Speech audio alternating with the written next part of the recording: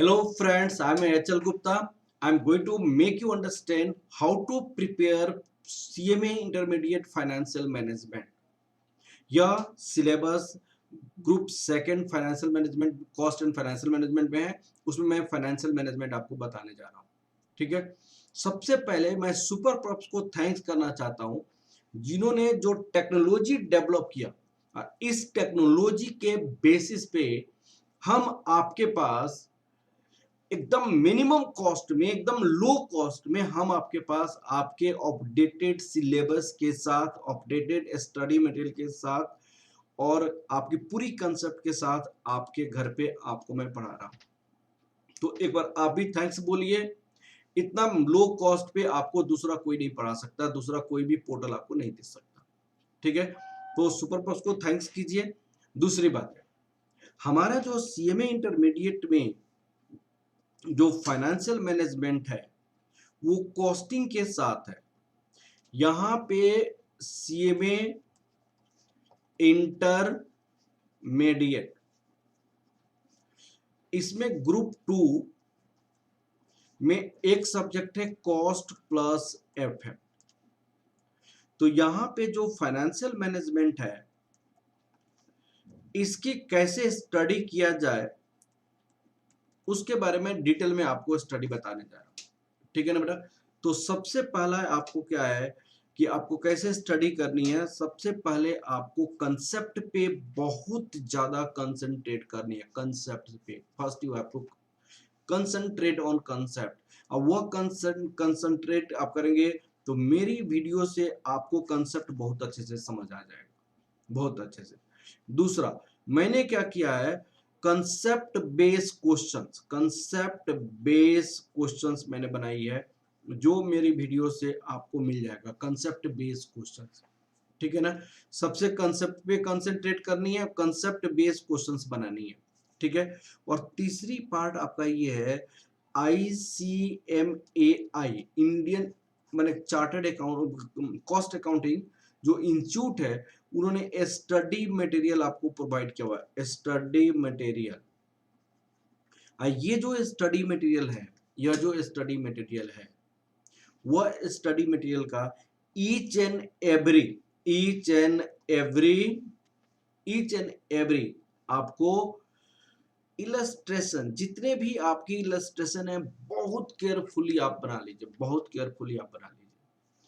क्योंकि उसका लॉजिक क्या है, सीएमए इंस्टीट्यूट क्या करता है एग्जामिनेशन में अपना इंटरमीडिएट लेवल पे एग्जैक्ट सेम क्वेश्चन आपको क्या करता है, सेम क्वेश्चन आपकी इलस्ट्रेशन वाला जो स्टडी मटेरियल का इलस्ट्रेशन है वह क्वेश्चन दे देता है। वो बनाइए। और वो कैसे बनाइएगा, सीएमए इंस्टीट्यूट की सॉल्यूशन के अनुसार नहीं बनाएंगे आप। सीएमए इंस्टीट्यूट ने जो सॉल्यूशन प्रोवाइड किया हुआ है उस सॉल्यूशन के जैसे आप क्वेश्चंस को नहीं बनाएंगे। आप कैसे सॉल्यूशन को बनाएंगे, मैं आपको ईच एंड एवरी इलस्ट्रेशन मैंने आपको सॉल्व किया हुआ है। वो आपका अवेलेबल होगा यूट्यूब चैनल हमारे पास है। यूट्यूब चैनल हमारे पास कौन सा है, HL गुप्ता मैथ्स करके, HL गुप्ता मैथ्स करके एक यूट्यूब चैनल है। उसमें आपकी हर एक चैप्टर का प्लेलिस्ट बना हुआ है। कॉस्ट ऑफ कैपिटल का प्लेलिस्ट बना हुआ है, कैपिटल स्ट्रक्चर का प्लेलिस्ट बना हुआ है, डिविडेंड पॉलिसी का प्लेलिस्ट बना हुआ है। हर एक चैप्टर का इलस्ट्रेशन का प्लेलिस्ट बनाना है तो you will have to go on YouTube HL Gupta maths, there you will see solution of each and every your illustration. अगर मान लीजिए वहां से भी नहीं समझ आपको आता है तो आप you can call me at 8920730907 on at this number, और WhatsApp at 9312606737। ठीक है ना। ये आप WhatsApp करेंगे या तो मुझे आप कॉल करेंगे या आप मुझे WhatsApp करेंगे। I am ready to give your answer 24। आप हमेशा आप मुझे कॉल कर सकते हैं। आप मुझे अगर कॉल में पिकअप नहीं किया तो आप WhatsApp कीजिएगा, मैं आपको खुद कॉल कर दूंगा। ठीक है ना बेटा। अब मैं आपको क्या करना चाहता हूँ, एक छोटी सी टॉपिक आपसे स्टार्ट करने जा रहा हूँ जिस टॉपिक को मैंने कैसे क्लासेस में बताई है उस टॉपिक से आपको क्लियर हो जाएगा। ठीक है ना बेटा। अब आपको मैं स्टार्ट करने जा रहा हूँ कॉस्ट ऑफ कैपिटल का इंट्रोडक्शन मैं बताने जा रहा हूँ। जैसे देखिएगा, cost of capital, cost of capital क्या होता है? कैपिटल का कॉस्ट, कैपिटल का कॉस्ट, कैपिटल का कॉस्ट को आइडेंटिफाई करने का उसको क्या कहा जाता है? कॉस्ट ऑफ कैपिटल कहा जाता है। कैपिटल की कॉस्ट, सपोज कोई ऑर्गेनाइजेशन है, उसके लिए कैपिटल की आवश्यकता है ₹20 लाख, उसको कैपिटल की आवश्यकता कितनी है? ₹20 लाख कैपिटल की आवश्यकता है। तो भाई क्या ये फ्री ऑफ कॉस्ट मिलेगा? तो इसका आंसर होता है no, you must have to pay some amounts to raise capital ₹20 lakh with different sources of capital. तो ये पैसा सपोज करो 3 सोर्सेज से पैसा रेज करते हैं। हम सपोज कीजिए इक्विटी से रेज करते हैं, हम पैसा सपोज कीजिए प्रेफरेंस से रेज करते हैं, हम पैसा सपोज कीजिए डेप्ट से रेज करते हैं। मान लीजिए कि हमने यहाँ पे ₹5 लाख इक्विटी से रेज की, डेप्ट से रेज किया, ₹10 लाख हमने प्रेफरेंस से रेज किया, just it is assumption, ₹5 lakh हमने अगेन इक्विटी से रेज किया। तो क्या कोई भी इन्वेस्टर हमें फ्री ऑफ कॉस्ट पैसा देगा? तो नहीं, हमें पैसे लेने का, पैसे यूज करने का, पैसे अपनी ऑर्गेनाइजेशन में यूटिलाइज करने के लिए हमें कुछ ना कुछ एक्सपेक्टेशन होता है शेयर होल्डर का, इन्वेस्टर का, उनकी एक्सपेक्टेशन को मीट करना पड़ेगा। ठीक है, और उस एक्सपेक्टेशन को मीट करने के लिए हमें जो पैसा देना पड़ेगा उसको क्या कहा जाता है? उसको कॉस्ट कहा जाता है कैपिटल उठाने के लिए। ठीक है, सपोज कीजिए डेप्ट इन्वेस्टर ने हमें कॉस्ट 8% पे एट द रेट ऑफ 8% पे हमें पैसा दिया। इसका मतलब डेप्ट ने कहा कि भाई आप मेरे पैसे को ले हो, लेकिन आप 8% मेरे पैसे पे रिटर्न देना। तो वो जो अगर देंगे तो उसको कहेंगे डेप्ट इन्वेस्टर का एक्सपेक्टेशन। और यहाँ पे प्रेफरेंस सपोज कीजिए 10% एक्सपेक्ट कर रहा है, और इक्विटी सपोज कीजिए 12% एक्सपेक्ट कर रहा है, सबसे हायर रिस्क टेकर है, तो इक्विटी 12% एक्सपेक्ट कर रहा है। तो आपका कॉस्ट ऑफ कैपिटल क्या होगा? What will be your cost of capital? That I'm going to make you understand. ठीक है ना बेटा। तो ये हमको आपको आगे चलना है कॉस्ट ऑफ कैपिटल। ठीक है, अब आप देखिए, आप हमारे पास देखिए कॉस्ट ऑफ कैपिटल कैसे निकालते हैं। Cost of capital, cost for dept capital, dept capital का कॉस्ट कितना होगा, फिर हम निकालेंगे cost for preference capital, preference capital का कॉस्ट क्या होगा, cost for equity capital, equity capital का कॉस्ट क्या हो सकता है। तो डेब्ट कैपिटल हमारे पास क्या था, 5% ऑफ ₹5 लाख, तो ये आपको ₹40,000 हो जाएगा। और ये कितना होगा, 10% ऑफ ₹10 लाख, हमने प्रेफरेंस से 10 लाख रुपया उठाया था, तो ये ₹1 लाख हो जाएगा। और ये 12% ऑफ ₹5 लाख, तो ये रुपीज आपका 60,000 हो जाएगा। अब आपका टोटल कॉस्ट फॉर ₹20 लाख हमने कैपिटल उठाया था, कैपिटल उठाया था, तो उसकी कॉस्ट कितनी हो जाएगी, ₹2 लाख हो जाएगा, 2 लाख। तो आप कहते हैं cost of capital percentage, cost of capital percentage इसका क्या होगा, 2 लाख कॉस्ट लगा हमें ₹20 लाख कैपिटल उठाने के लिए, तो कितनी कॉस्ट हो जाएगा, 10% हमारी कॉस्ट ऑफ कैपिटल हो जाएगा, 10% हमारी क्या हो जाएगी, कॉस्ट ऑफ कैपिटल हो जाएगा। तो व्हाट इज दिस 10%, 10% क्या है। अब देखिएगा, हमने 40,000 कॉस्ट दिया डिबेंचर होल्डर को, डेप्ट होल्डर को, इसका मतलब क्या है, expectation of debenture holder is 40,000, debenture अपना कैपिटल 5 लाख, आपके ऑर्गेनाइजेशन में, आपके बिजनेस में छोड़ेगा, बशर्ते कि आप उनको ₹40,000 देंगे आप रिटर्न। प्रेफरेंस अपना कैपिटल ₹10 लाख काम करने के लिए देगा, आपके कैपिटल के लिए देगा, बशर्ते कि आप इस कैपिटल पे 10% उनकी एक्सपेक्टेशन है तो उनको आपको देना पड़ेगा। इक्विटी आपको 5 लाख रुपया आपको देगा, बशर्ते कि उनकी एक्सपेक्टेशन 12% जो रिटर्न है वो आपको मिलेगा। तो 20 लाख कैपिटल पे 2 लाख आपका क्या हो जाना चाहिए, रिटर्न होना चाहिए। That is the cost of capital, that is the cost of capital. ठीक है, तो हम क्या लिख सकते हैं कि आपकी कैपिटल पे, आपका कैपिटल कितना था 20 लाख, 10% आपका कितना होता है 2 लाख होता है।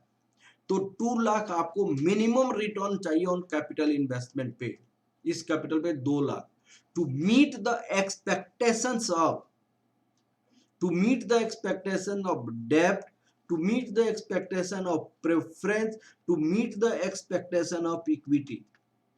इट मीन्स यहाँ पे इनकी एक्सपेक्टेशन 40,000, इनकी एक्सपेक्टेशन 1 लाख, इनकी एक्सपेक्टेशन 60,000, आपको टोटल कितनी हुआ 2 लाख हो गया आपकी इन्वेस्टमेंट पे, 2 लाख आपका इन्वेस्टमेंट पे हो गया। तो आपकी एक्सपेक्टेशन मीट करने के लिए डेप्ट का रिटर्न होना जरूरी है, प्रेफरेंस में रिटर्न होना जरूरी है, इक्विटी का रिटर्न होना जरूरी है। तो meet the expectations of the funds provider, आपको 2 लाख रुपीज कमाना पड़ेगा। 2 lakh rupees you must have to earn on your investment. ठीक है, तो उसको हम कॉस्ट ऑफ कैपिटल कहा जाता है। कॉस्ट ऑफ कैपिटल का मतलब minimum return on the capital investment, minimum return on the capital investment, minimum return on the capital investment, this capital investment which is required to meet, the expectation of debt, expectation of preference, expectation of equity, that will be expectation of funds provider, expectation of funds provider. Minimum required rate of return on capital investment to meet the expectation of fund provider is said to be cost of capital, कहने का मतलब क्या है, जिन्होंने पैसा दिया है उनकी एक्सपेक्टेशन पूरा करने के लिए मिनिमम जो आपकी कमाई होती है, मिनिमम जो आपका रिटर्न होता है, उसको क्या कहते हैं, कॉस्ट ऑफ कैपिटल कहा जाता है। तो मैं इसको लिखूं, मैं यहाँ पे कैसे लिखा जा सकता है, cost of capital is the minimum required rate of return. Cost of capital is the minimum required rate of return on capital investment, on capital investment, in order to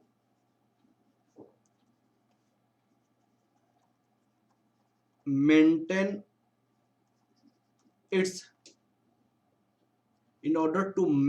investor expectation, in order to maintain investor expectation, in order to maintain investor expectation. In above example,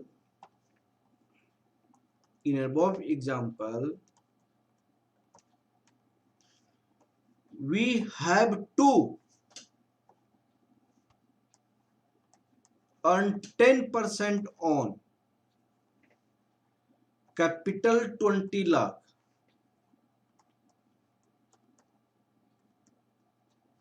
to meet the expectation of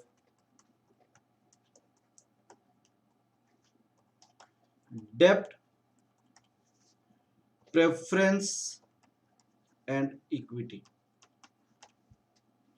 Hence 10% is the cost of capital. Cost of capital, इसको क्या कहा जाता है? Weighted average cost of capital भी कहते हैं. It is also said to be weighted average cost of capital. It is also said to be weighted average cost of capital. इसको हम ऐसे रिप्रेजेंट करते हैं. And it is calculated on tabular form. इसको tabular form में निकालते हैं. Tabular form में कैसे निकालते हैं देखिएगा, हम आपको बताते हैं. देखिए हम लिखते हैं यहाँ पे source of capital. Source of capital, यहां पे हम लिखते हैं अमाउंट.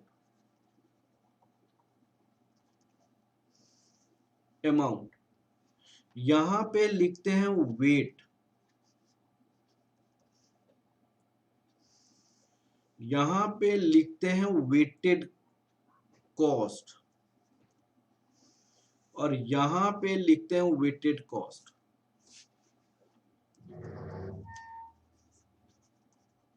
वेटेड कॉस्ट, यहाँ ए बी, सॉरी यहाँ पे बी ए, तो बी ए हो जाएगा. मल्टीप्लाई करेंगे. जैसे हमने पैसा डेब्ट से उठाया, हमने पैसा प्रेफरेंस से उठाया, हमने पैसा इक्विटी से उठाया. ये रुपीज 5 लाख था, यहाँ पे रुपीज 5 लाख, यहाँ पे रुपीज 10 लाख था, यहाँ पे रुपीज 5 लाख. टोटल हमारे पास कैपिटल कितना हो गया? 20 लाख रुपीज हो गया. अब हम कैसे निकाल सकते हैं weight? 5 lakh out of 20 lakh. यहाँ पे 10 lakh out of 20 lakh. 5 lakh out of 20 lakh. अब आपको यहां पे 0.25, 0.50, 0.25. ए डेब्ट का कॉस्ट कितना था? 8%. प्रेफरेंस का कॉस्ट कितना था? 10%. और इक्विटी की कॉस्ट कितनी था? 12%. अब हम कैसे इसको इंटरप्रेट करेंगे? हमने 8% टोटल कैपिटल का 25% 8% पे उठाया. टोटल कैपिटल का 50% कैपिटल हमने 10% पे उठाया. टोटल कैपिटल का 25% कैपिटल हमने 12% पे उठाया.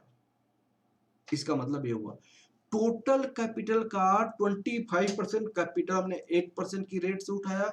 टोटल कैपिटल का 50% कैपिटल हमने 10% के रेट से उठाया. टोटल कैपिटल का 25% कैपिटल 12% पे उठाया. तो वेटेड कॉस्ट क्या होगा? इस दोनों को मल्टीप्लाई करेगा. 0.25 into 8, 0.25 into 8 that equal to 2%. 0.5 into 10 that equal to 5%. 0.25 into 12 that equal to 3%. So this is the weighted average cost of capital. Weighted average cost of capital कितना हो गया आपको? 10% हो गया. अब आपको हमने एक्चुअली किया क्या? Weighted average cost of capital को हमने क्या किया? डेब्ट की कॉस्ट को डेब्ट की वेट से मल्टीप्लाई किया. कॉस्ट ऑफ डेब्ट को के डी से रिप्रेजेंट करते हैं, वेट ऑफ डेब्ट को डब्ल्यू डी से. यहाँ पे डब्ल्यू डी हो गया, डब्ल्यू पी हो गया, डब्ल्यू ई हो गया. Wait of equity, wait of preference, weight of डेब्ट. कॉस्ट ऑफ डेब्ट को 8, कॉस्ट ऑफ प्रेफरेंस को केपी, कॉस्ट ऑफ इक्विटी को 30. डेब्ट की कॉस्ट को वेट ऑफ डेब्ट से मल्टीप्लाई किया और यहां पे कॉस्ट ऑफ इक्विटी को वेट ऑफ इक्विटी से मल्टीप्लाई किया, कॉस्ट ऑफ प्रेफरेंस को वेट ऑफ प्रेफरेंस से मल्टीप्लाई किया और कॉस्ट निकाल लिया। जैसे हमने क्या किया, weighted average cost of capital का मतलब मैंने क्या बताया, कॉस्ट ऑफ डेप्ट को वेट ऑफ डेप्ट से, कॉस्ट ऑफ प्रेफरेंस को वेट ऑफ प्रेफरेंस से, कॉस्ट ऑफ इक्विटी को वेट ऑफ इक्विटी से। तो यहाँ पे डेप्ट की कॉस्ट कितनी परसेंट थी, 8% इंटू 0.25, 10% इंटू 0.50, 12% इंटू 0.25, यहाँ पे कितना हो जाएगा बताइए आप, 2% plus 5% plus 3%, this is your 10% is the weighted average cost of capital. ठीक है बेटा, तो मैंने आपको क्या समझाया यहाँ पे कि आपकी प्रिपरेशन कैसी होनी चाहिए और सुपर प्रॉस को क्यों सेलेक्ट करना चाहिए, क्योंकि आपको सबसे चीपेस्ट कॉस्ट पे अपडेटेड मटेरियल, अपडेटेड वीडियो आपके पास प्रोवाइड किया जा रहा है। ठीक है, ओके, थैंक यू क्लास।